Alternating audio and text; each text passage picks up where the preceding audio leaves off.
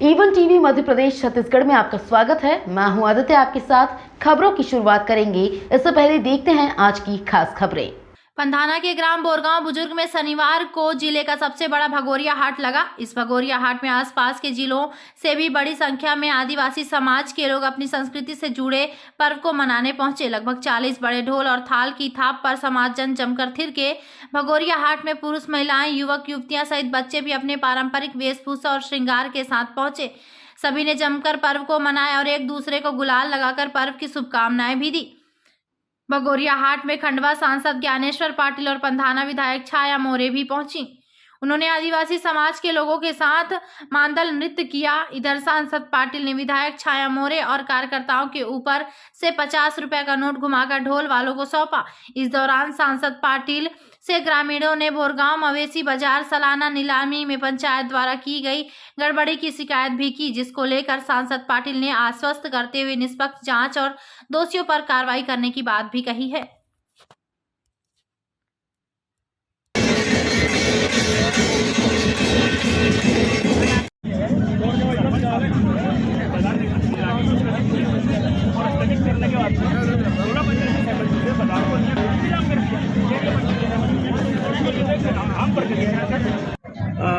रंगों का त्यौहार होली के पर्वों पर सभी क्षेत्रवासियों को ढेर सारी शुभकामनाएं देता हूँ और हमारे जनजाति समुदाय का भगोरिया पर्व जो विशेष पर्व के रूप में आता है, ऐसे पर्वों पर सभी जनजाति समुदाय के लोगों को भगोरिया पर्व की ढेर सारी शुभकामनाएं देकर ईश्वर से यही प्रार्थना करता हूँ कि जिस तरह से आज रंगों के त्यौहार को हम सब लोग मना रहे हैं, इसी प्रकार हमारे जनजातीय समुदाय और सभी समुदायों के बीच इसी प्रकार रंगों का त्यौहार हम निरंतर मनाते रहे और एक दूसरे में खुशियाँ बांटते रहे। ये रंगों का त्यौहार ऐसा है कि जो लोगों के आपस में मनमुटाव होते हैं, वो मनमुटाव को भी गुलाल और रंग लगाकर इसको दूर किए जाते हैं और दूर होते हैं।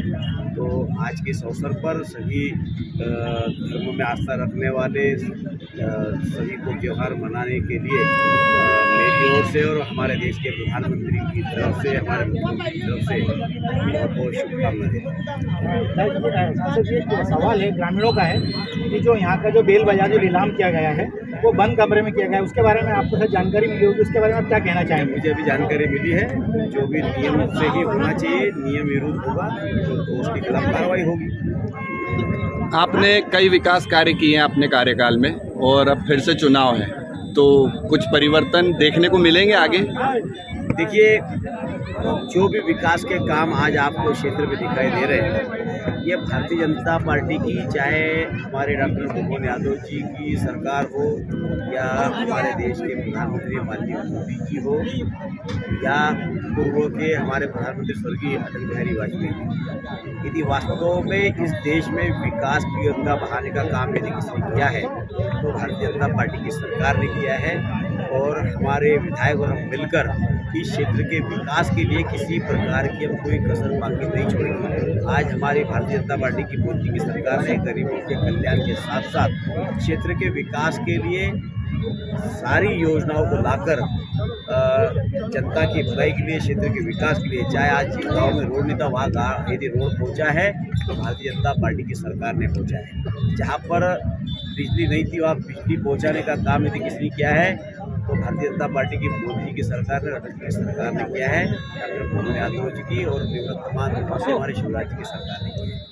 तो सबका साथ, सबका विकास, सबका विश्वास और सबका प्रयास, इस मूल मंत्र को हम सब भारतीय जनता पार्टी के कार्यकर्ता लेकर चल रहे हैं और आज उसी का परिणाम है कि जनता आशीर्वाद देने के लिए भारतीय जनता पार्टी कमल का फूल खिलाने के लिए तैयार बैठी है।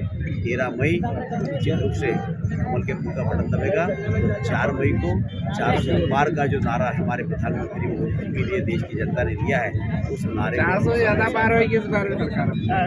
एक सवाल और था मेरा, जो नल जल योजना अभी चल रही है अपने यहाँ की, नल जल योजना तो डल चुकी है मगर वहाँ पानी नहीं पहुँच रहा। कई ग्रामीणों का और कई गाँव में इस प्रकार की समस्या आ रही है, उसके लिए आप क्या कहना चाहेंगे? समस्या हमारे सामने भी आई है, लेकिन मैं आप लोगों को भी कहना चाहूँगा कि जहाँ जहाँ की ऐसी समस्या है लोग भी डाटा इकट्ठा कर रहे हैं, लेकिन आपको भी कहूँगा कि आप भी इस तरह के जहाँ जहाँ पाइपलाइन डली है, पानी की टंकी बन गई, वहाँ पानी नहीं है, तो आप हमको बताइए 2 महीने के चुनाव के बाद फिर एजेंसी और हम और आप सब मिलकर एक घर तक नल से जल पहुँचाने का माननीय प्रधानमंत्री का जो उद्देश्य है, उस उद्देश्य को हम सब मिलकर जिस गांव में आप खड़े हैं, इस गांव को लेकर पूर्व सीएम साहब की घोषणा थी नगर परिषद की, लंबे समय से मांग चल रही है, क्या कहेंगे आप? सीएम साहब की घोषणा थी या नहीं, मेरे सुनने में नहीं आया, लेकिन आप यदि हमारे माननीय मुख्यमंत्री ने यदि घोषणा की होगी तो उस पर निश्चित रूप से अमल होगा और आने वाले समय में सब लोगों की सहमति से जो भी संभव होगा उसके लिए हम प्रयास करेंगे।